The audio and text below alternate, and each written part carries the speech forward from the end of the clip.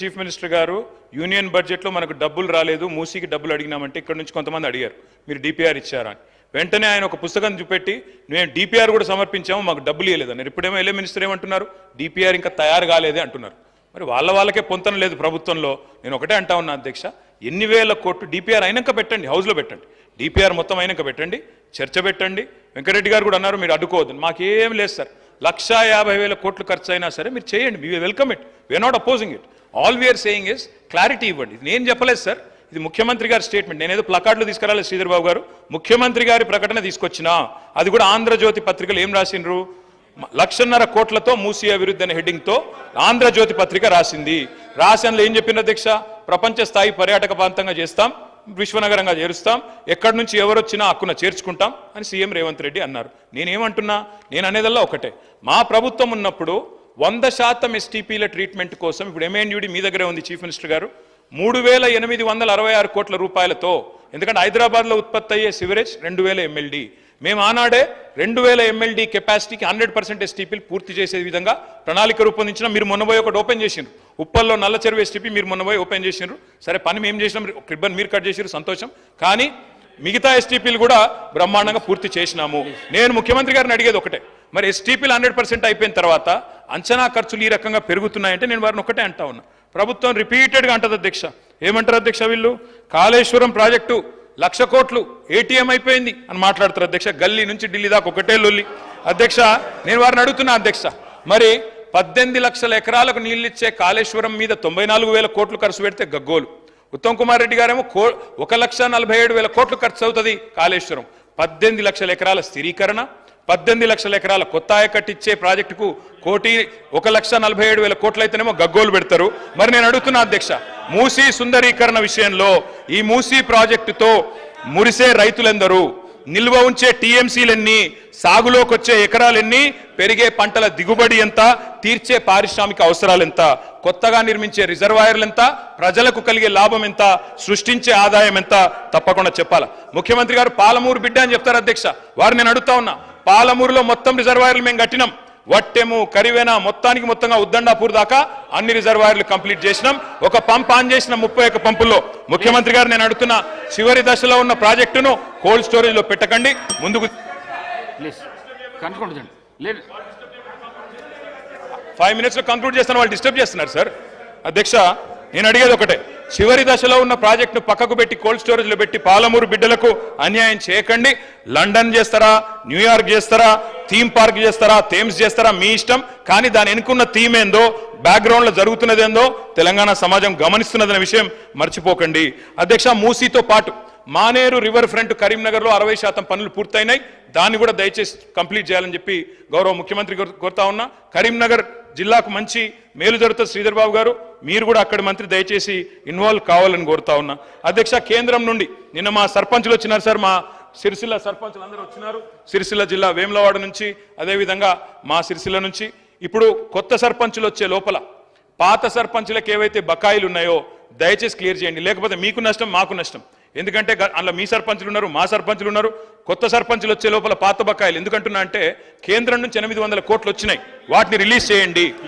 Concluding sir, I'm concluding sir.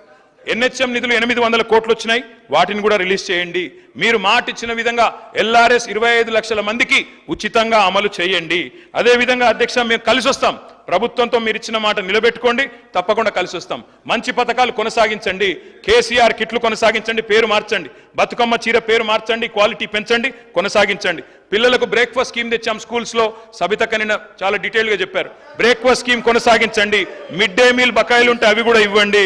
తప్పకుండా నేను మిమ్మల్ని అందరినీ కూడా ముగించే ముందు డాక్టర్ వివేక్ వెంకటస్వామి గారు ప్లీజ్, చాలా టైం అయిపోయింది. ఐ రిక్వెస్ట్ యూ సార్, ఎన్నికలకు 6 నెలల ముందు రాజకీయాలు చేద్దాం. మీరు అన్నారు ముఖ్యమంత్రి గారు, వి వెల్కమ్ ఇట్. మిగతా 4.5 ఏళ్ళు నిర్మాణాత్మక ప్రతిపక్షంగా మా పని మేము చేస్తాం. ప్రజలు మీకు అధికారం ఇచ్చారు, చిన్న వయసులో మంచి చేయండి, ప్రజాస్వామ్యంలో ప్రజలకు సేవ చేసే అదృష్టం మీకు కలిగింది, తప్పకుండా we will support you sir. కానీ దయచేసి మేము మా పార్టీ తరఫున ముగించే ముందు చేసే విజ్ఞతల్లా ఒకటి, మా మీద కోపం ఉంటే మమ్మల్ని తిట్టండి, కానీ తెలంగాణ కోసం దయచేసి కలిసిమెలిసి కలబడి నిలబడి పోరాడిన పార్టీని అవమానించకండి. ఉద్యమంలో ఉదయించిన మా పార్టీని అవమానించకండి. కొట్లాట అనేది మా డిఎన్ఏలో ఉంది. తప్పకుండా కొట్లాడతాం ప్రజల పక్షాన. ప్రధాన ప్రతిపక్షంగా మీరిచ్చిన ఒక్క మాట కూడా ఎక్కడ మోసం జరిగినా తెలంగాణ ప్రజలకు మౌనం వహించం, సహించం, భరించం. ప్రాంతం వాడు మోసం చేస్తే ఈ ప్రాంతంలోనే పాత్ర పెడతామన్న కాలోజీ మాటలు వారికి గుర్తు చేస్తూ జై తెలంగాణ. డాక్టర్ వివేక్ వెంకటస్వామి గారు. గౌరవ ముఖ్యమంత్రి గారు. ఒక్క నిమిషం. ఎంతసేపు మాట్లాడినా రామారావు గారు మేము కలిసి వస్తాం, ప్రభుత్వానికి సహకరిస్తాం అని పదే పదే చెప్తున్నాడు. నేను వారికి ఒకటే సూచన చేస్తున్నా, మీరు కలిసి వస్తారా లేదా అనేది, అన్నం ఉడికిందా లేదా అనేది ఒక మెతుకుని బట్టి చూస్తే తెలుస్తుంది. ప్రతిపక్ష నాయకుడు సభలకే రాడు, వీళ్ళు కలిసి వస్తారని చెప్తే నమ్మేది ఎవరు అధ్యక్ష? నేను అందుకే వారికి సూచన చేస్తున్నా, వెనకాల ఉండే అక్కలు ఇక్కడ ఉండి చెప్పి ఇక్కడ ముంచి అక్కడికి తేలినరు. ఆ అక్కల మాటలు విన్నాడు అనుకో జూబ్లీ బస్ స్టాండ్లో కూర్చోవాల్సి వస్తుంది అధ్యక్ష. అందుకే అధ్యక్ష,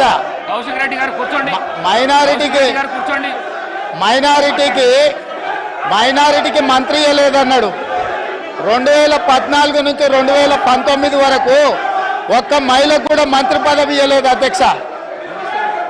5 సంవత్సరాలు ఒక్క మహిళకు కూడా మంత్రి పదవి ఇవ్వకుండా ఈ ప్రభుత్వాన్ని, ఆనాడు ప్రభుత్వాన్ని నడిపి ఈ రోజు వచ్చి మైనారిటీలకు ఇవ్వలేదని ముసలి కన్నీరు గారుస్తారు అధ్యక్ష. కాబట్టి దయచేసి అన్ని విషయాలు మాకు తెలుసు, సహకరించేది ఉంటే ప్రతిపక్ష నాయకుడిని వచ్చి సభలో కూర్చోమని చెప్పుంది అధ్యక్ష.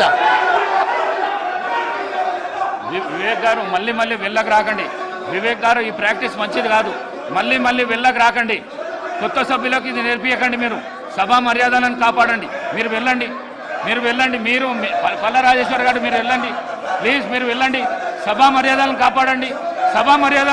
మీరు వెళ్ళండి. కూర్చోండి ప్లీజ్. కూర్చోండి.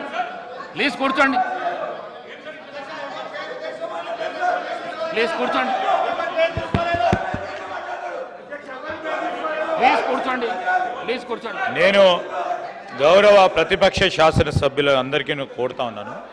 గౌరవ ముఖ్యమంత్రి గారు మాట్లాడుతూ ఉన్న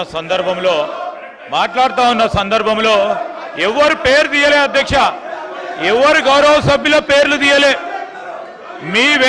మీ వెనకాల ఉన్న కొంతమంది అని చెప్తే సభ బయట కూడా ఉండొచ్చు.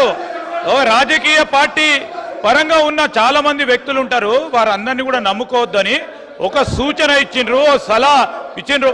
ఎందుకు సార్ పాపం వాళ్ళను రెచ్చగొడతా ఉన్నారు. వాళ్ళ పేర్లే తీయాలి, వాళ్ళని కావాలని రెచ్చగొట్టి ఈరోజు మంచిగా నడుస్తా ఉన్న సభని వారి గురించి మాట్లాడలేదు, వారి పేర్లు తీయలేదు. వాళ్ళ పేర్లు తీసిన అధ్యక్ష, ఎప్పుడు వాళ్ళ పేర్లు తీసిండ్రా సార్? మేము అడుగుతా ఉన్నాం, వాళ్ళ పేర్లు తీసిండ్రా? ముఖ్యమంత్రి గారు వారి పేర్లు తీసిండ్రా? ఎవరు పేర్లను ఉద్దేశించి మాట్లాడలేదు. వారి పట్ల మాకు కానీ మా ముఖ్యమంత్రి గారు కానీ గౌరవం ఉంది, వారి గురించి మాట్లాడలేదు. ఎందుకు సార్? లేని అంశాన్ని కూడా ఈరోజు గందరగోళం సృష్టించాలి, రేపు పొద్దున పేపర్లో పడాలనే ఉద్దేశం తప్ప ఈరోజు ఎందుకంటే మరి ఇప్పటి వరకు కూడా మాట్లాడిన మరి కేటీఆర్ గారు అనేక అంశాల విషయం మాట్లాడాం. మేము చాలా సమన్వయంతో విన్నాం. ఈరోజు ముఖ్యమంత్రి గారు ఏమన్నారు? సలహా ఇచ్చిండ్రు, సూచనలు ఇచ్చిండ్రు. వారిని అనలే కదా, వారి పట్ల మాకు గౌరవం ఉంది. దాని వారి పేరు తీసింది కదా. ఎవరి పట్ల? అందరి పట్ల మాకు గౌరవం ఉంది, అందరు సభ్యుల పట్ల గౌరవం ఉంది. ఎవరు పేరు తీయలేదు అధ్యక్ష. దయచేసి మా కాంగ్రెస్ పార్టీ శాసనసభ్యులు కూడా డాక్టర్ వివేక్ గారు కూడా మాట్లాడేది ఉంది, బీజేపీ వారు మాట్లాడేది ఉంది, ఎంఐఎం వారు మాట్లాడేది ఉంది, సిపిఐ వారు మాట్లాడేది ఉంది. అందరి సమయం కూడా వారే ఉపయోగించుకోవాలని ప్రయత్నం చేస్తా ఉన్నారు అధ్యక్ష. దయచేసి ఇప్పటికైనా ఈ రాజకీయం మానుకోవాలని మేము కోరుతా ఉన్నాం.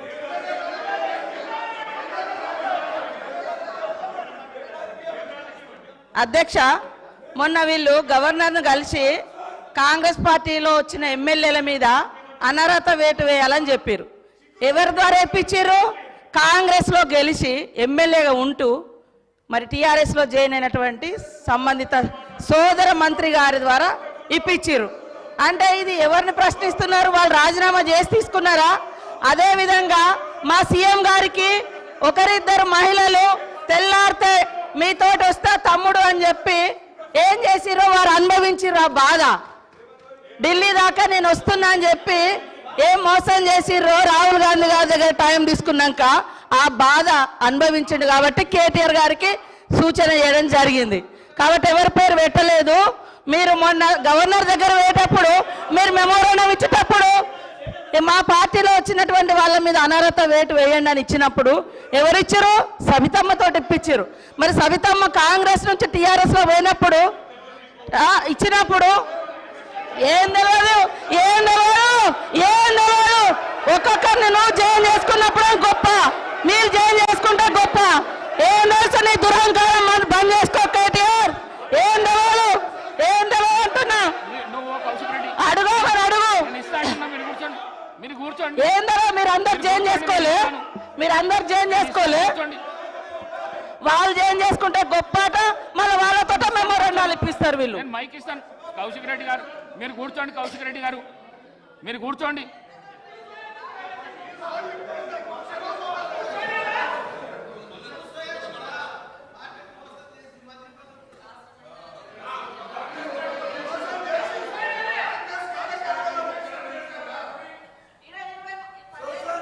అనుభవించారు. మళ్ళీ అదే కాంగ్రెస్ విధానాల మీద తిడుతుంటే వాళ్ళిద్దరు చప్పట్లు కొట్టడం ఎంతవరకు కరెక్ట్ అధ్యక్ష? ఇప్పుడు కాంగ్రెస్ పార్టీలో 10 ఏళ్ళు మంత్రులుగా చేసిర్రు. మరి 70 ఏళ్ళ కాంగ్రెస్ విధి విధానాలు తెలిసే వాళ్ళ పదవులలో కొనసాగినప్పుడు మళ్ళీ కాంగ్రెస్ని తిడుతూ ఉంటే రోజు ఇట్లా కొడుతూ ఉంటారు. అది కరెక్టా అధ్యక్ష? అది కరెక్టా? నేను అందుకనే మేమెప్పుడు కూడా ఒకటి కట్టుబడి ఉన్నాం అధ్యక్ష.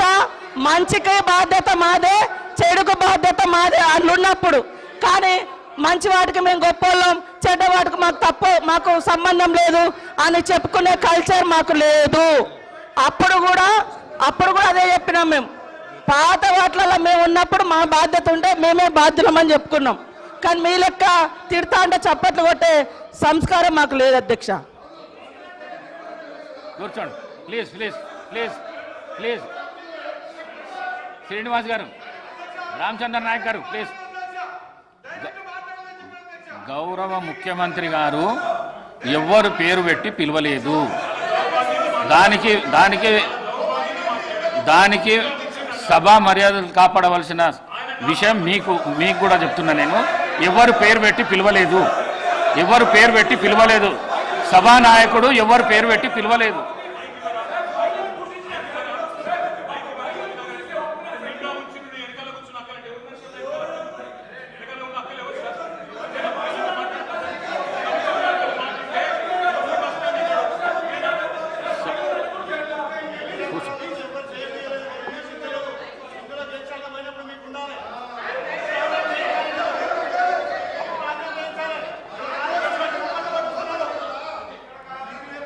శ్రీమతి సబితా ఇంద్రారెడ్డి.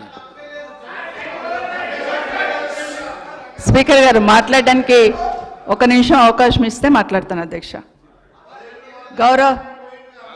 ఆగండి. రన్నింగ్ కామెంటరీ ఎందుకు? మళ్ళీ మాట్లాడుతున్నాం కదా, మీరు ఇంతసేపు చెప్పారు. మాట్లాడుతున్నాం కదా, ముఖ్యమంత్రి గారు మాట్లాడతారా? ముఖ్యమంత్రి గారు చెప్తున్నాం కదా. మేడం గారు ఈ రోజు ముఖ్యమంత్రి గారు ఎక్కడికి వెళ్ళి వచ్చారు? ఏ పార్టీలకు వెళ్ళి వచ్చారు? ఏ పార్టీలో చేరిండ్రు? మేడం గారు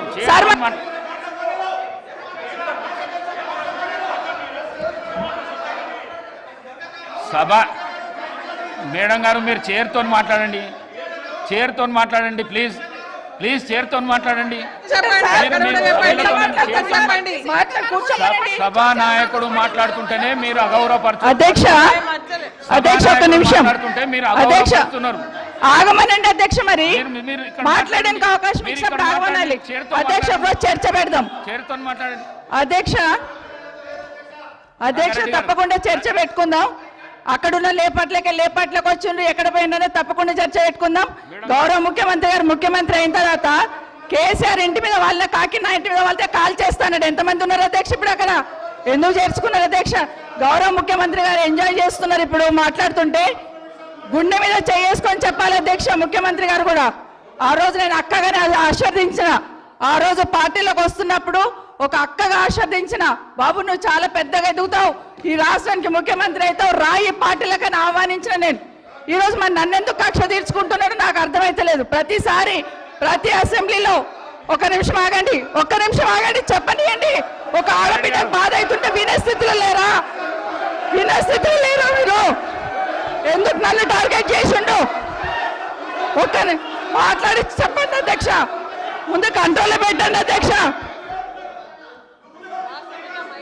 అధ్యక్ష ముఖ్యమంత్రి గారు ఒక మాట అన్నారు కేటీఆర్ గారిని, నీ వెనక కూర్చున్న అక్కలను నమ్ముకోవద్దు, మోసం చేస్తున్నాను. ఏం మోసం చేసినాం అధ్యక్ష? ఏం ముంచినాం అధ్యక్ష? ఈయనను ముంచినాం అధ్యక్ష. ఈయనను బతిన్లాడి పార్టీలోకి రా తమ్ముడు అని చెప్పి, నువ్వు వస్తే భవిష్యత్తులో ఈ పార్టీకి నువ్వు ఆశాకిరణం అవుతావు అని చెప్పి పార్టీలోకి ఆహ్వానించినా లేదా గుండె మీద చేసుకొని చెప్పమనండి అధ్యక్ష. ఎందుకు టార్గెట్ చేస్తున్నావు? ఏం మోసం చేశాం? ఇప్పుడు కాదు అధ్యక్ష, ఎలక్షన్లు వచ్చినప్పుడు కూడా నా కాన్ఫిడెన్స్ అట్లే అన్నాడు అధ్యక్ష. సభదాకా పొద్దున ఒక మాట మాట్లాడుతుంది. ఏం మాట్లాడినాం? పొద్దున ఒక మాట, రాత్రి ఒక మాట. ఎవరిని అవమానిస్తున్నావు ఒక్కసారి ఆలోచించండి ముఖ్యమంత్రి గారు. ఎందుకు అవమానిస్తున్నావు? ఎందుకు కక్ష? ప్రతిసారి టార్గెట్ చేస్తున్నావు. ఈరోజు ఏం మోసం చేసినాం? మేము ఆడబిడ్డలం విత్డ్రా చేసుకోవాలి అధ్యక్ష.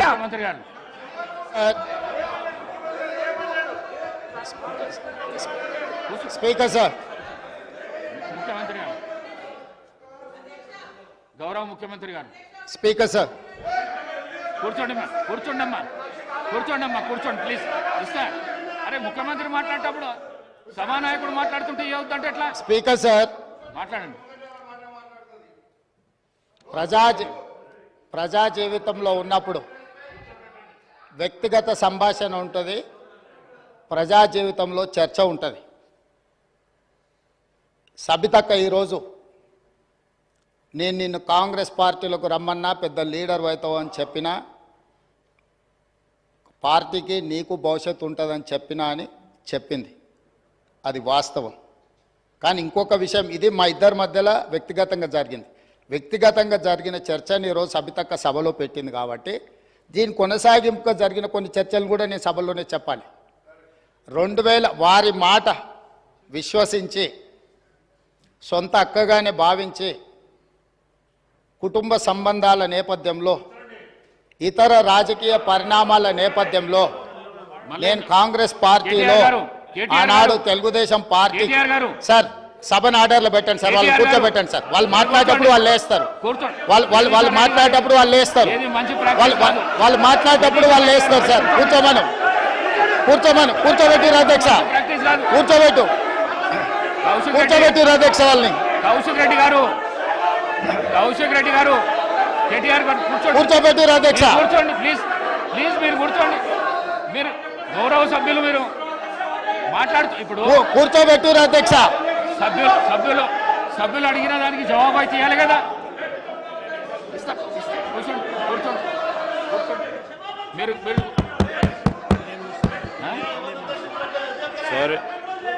సార్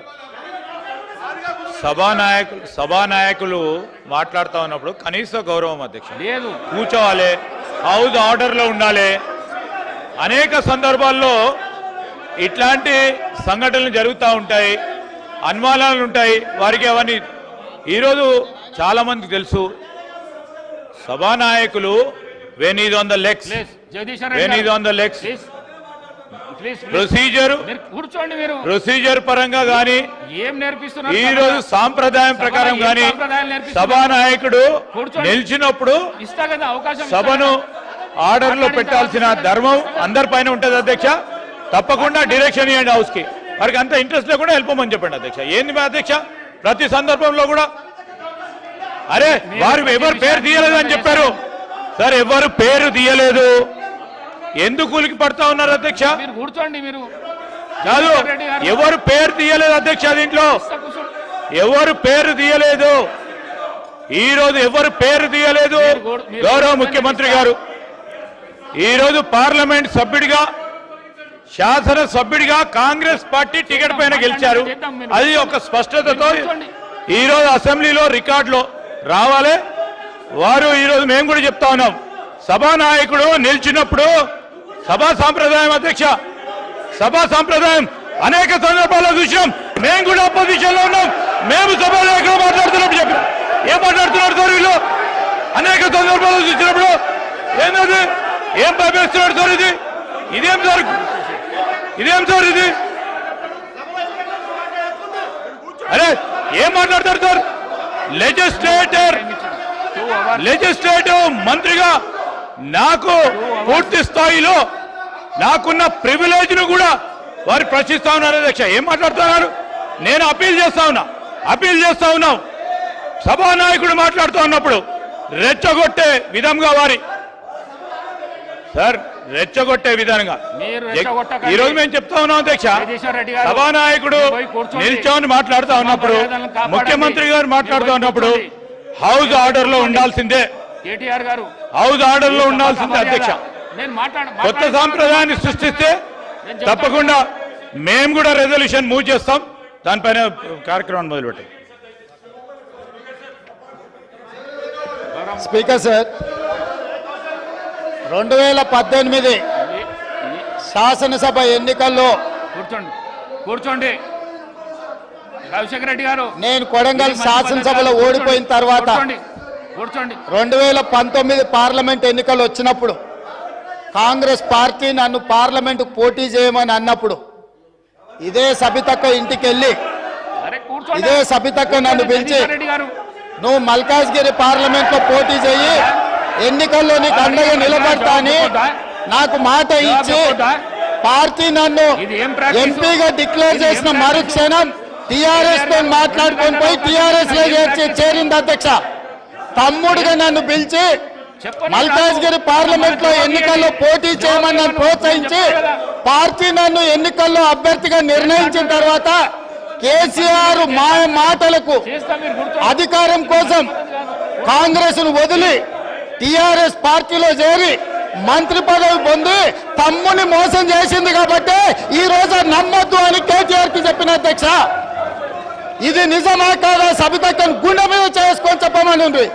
నన్ను మల్కాజ్గిరిలో పోటీ చేయి కాంగ్రెస్ నుంచి, నీ ఎన్నికల్లో నేను గెలిపించే బాధ్యత తీసుకుంటాను నాకు చెప్పి నేను ఎన్నికల్లో నిలబడడం డిక్లేర్ అయిన తర్వాత కాంగ్రెస్ ను వదిలేసి టిఆర్ఎస్ లో చేరి మంత్రి పదవి పొంది ఈ రోజు వచ్చి మాకు నీతులు చెప్తే మేమేమన్నా అమాయకులమా అధ్యక్ష? కాబట్టి ఇవన్నీ చర్చలు. ఈ రోజు నేను ఏ మాత్రం కూడా వాళ్ళ పేరు తీసుకోకపోయినా మీరు వారికి అవకాశం ఇచ్చిండ్రు. మీరు అవకాశం ఇచ్చినందుకు నేను అభ్యంతరం చెప్పలేదు. ఇంకేమైనా చర్చ ఉంటే ఇప్పుడు కొత్త గవర్నర్ గారు వస్తున్నారు, ఎయిర్పోర్ట్ కి వెళ్తున్న గవర్నర్ గారిని రిసీవ్ చేసుకోవడానికి మళ్ళీ వెనక్కి వచ్చి అన్ని వివరాలు నేను అన్నిటికీ సమాధానం చెప్తా. మా డిప్యూటీ చీఫ్ మినిస్టర్ గారు అప్పటి వరకు సభ నడుపుతారు. కొత్త గవర్నర్ గారిని రిసీవ్ చేసుకొని రాజ్భవన్ విడిచిపెట్టి మళ్ళీ సభలోకి వస్తా అధ్యక్ష. అందరికీ కలిపి సమాధానం చెప్తా అధ్యక్ష. ధన్యవాదాలు అధ్యక్ష.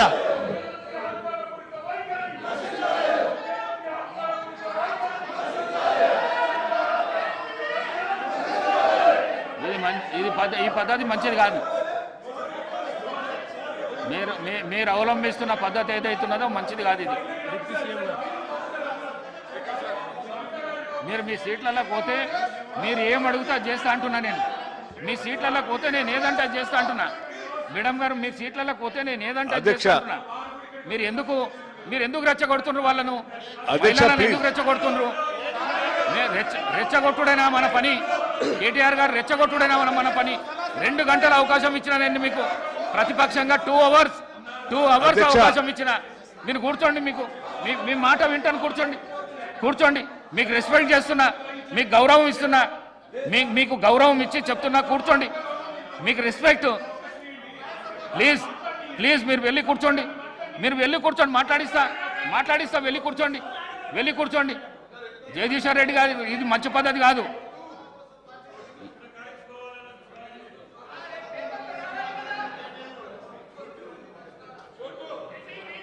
జగదీశ్వర్ రెడ్డి గారు కూర్చోండి మీ ప్లేస్లో.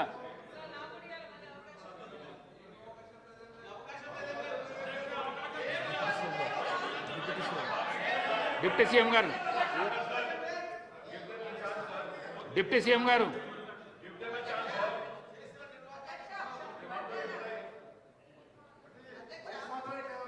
డిప్యూటీ సీఎం గారు మాట్లాడినాక మేడం గారు మీకు ఇష్టం మీరు కూర్చోండి. అధ్యక్ష, మీరు కూర్చోండి. అరే 1 మినిట్ మాట్లాడితే కూర్చోండి. ఓపిక లేకపోతే ఎట్లా? ఓపిక లేకపోతే ఎట్లా? అధ్యక్ష 2 గంటలు మీరు 2 గంటలు సభని 2 అవర్స్ మీరు ఏం చెప్తే వినుకుంటా ఈ రకంగా నిన్నటి నుంచి చూస్తాను అధ్యక్ష. కావాలని లేకున్నా కూర్చున్నారు. బుల్డోజ్ చేసి మీ ఇష్టం వచ్చినట్టు డిక్టేట్ చేస్తా అంటే అది కరెక్ట్ కాదు అధ్యక్ష. I'm appealing them please. Appeal చేస్తున్నాడు. నేను అప్పీల్ చేస్తాను, దయచేసి కూర్చోండి, ఏమంటలేడు? అప్పీల్ చేస్తున్నాడు. కూర్చోండి. నేను మాట్లాడిన తర్వాత కావాలంటే మళ్ళీ సబితా రెడ్డి గారికో వారికో మైక్ ఇద్దరు గారు దయచేసి కూర్చోవాలండి అధ్యక్ష. అధ్యక్ష please, I'm appealing them please, దయచేసి కూర్చోండి. ఇక్కడ ఏం అన్యాయం లేదు, దయచేసి కూర్చోండి అధ్యక్ష. ఇస్తా అంటున్నా అధ్యక్ష, కేటీఆర్ గారు, నేను ఇస్తా. సబితా ఇంద్రారెడ్డి గారికి ఇస్తా, నేను మైక్ ఇస్తా, కూర్చోండి. నేను మైక్ ఇస్తా, కూర్చోండి. అధ్యక్ష కూర్చోండి. అధ్యక్ష ఇది కరెక్ట్ సాంప్రదాయం కాదు అధ్యక్ష. ఏదో రకంగా తొండిగా సభని మా ఇష్టం వచ్చినట్టు మేము అల్లరి చేస్తామంటే ఇది కరెక్ట్ కాదు అధ్యక్ష. దయచేసి నేను విజ్ఞప్తి చేస్తా ఉన్నాను, పదే విజ్ఞప్తి చేస్తున్నాను, దయచేసి కూర్చోండి అధ్యక్ష. దయచేసి ప్లీజ్ వారిని ఒక్క నిమిషం అధ్యక్ష దయచేసి కూర్చోండి. నేను మాట్లాడిన తర్వాత మళ్ళీ వారికి మైక్ ఇద్దరు కానీ. సార్ దయచేసి మీరు కూర్చోండి, నేను మాట్లాడిన తర్వాత. సార్ ప్లీజ్ 2 నిమిషం, 1 నిమిషం కూర్చోండి, దయచేసి కూర్చోండి దయచేసి కూర్చోండి అండి, దయచేసి కూర్చోండి అధ్యక్ష. ప్లీజ్ కూర్చోండి. అధ్యక్ష నేను సబితా ఇంద్రారెడ్డి గారు మాట్లాడింది చూశాను అధ్యక్ష. చాలా ఆవేదన భరితంగా బాధతో వారి సభలో మాట్లాడుతూ ఉంటే చూసి, సరే వారి బాధ ఏంటో ఒకసారి నేను కూడా మాట్లాడదామని వచ్చాను అధ్యక్ష. అధ్యక్ష కాంగ్రెస్ పార్టీలో 2004 కంటే ముందు వేరే పార్టీలో ఉన్నటువంటి సబితా ఇంద్రారెడ్డి గారిని కాంగ్రెస్ పార్టీలో చేర్చుకొని టిక్కెట్ ఇచ్చి వారిని 5 సంవత్సరాలు ఫుల్ ఫ్లెడ్జ్డ్గా మంత్రి చేసి 2009లో మళ్ళీ టికెట్ ఇచ్చి మళ్ళీ మంత్రి చేసి ఒక దశాబ్ద కాలం అధ్యక్ష అత్యంత ముఖ్యమైనటువంటి పోర్ట్ఫోలియోలు వారికి ఇచ్చి ఒక దశాబ్ద కాలం వారు మంత్రిగా కాంగ్రెస్ పార్టీ చేసింది అధ్యక్ష. 2009 వినండి, 2009 నుంచి 2014 వరకు మంత్రిగా ఉన్నటువంటి సబితా ఇంద్రారెడ్డి గారికి 2014లో కూడా కాంగ్రెస్ పార్టీ టికెట్ ఇచ్చింది అధ్యక్ష. సరే దురదృష్టమో అదృష్టమో 2014లో కాంగ్రెస్ పార్టీ అధికారంలో రాలేదు, టీఆర్ఎస్ పార్టీ అధికారంలోకి వచ్చింది అధ్యక్ష. కాంగ్రెస్ పార్టీ బాగా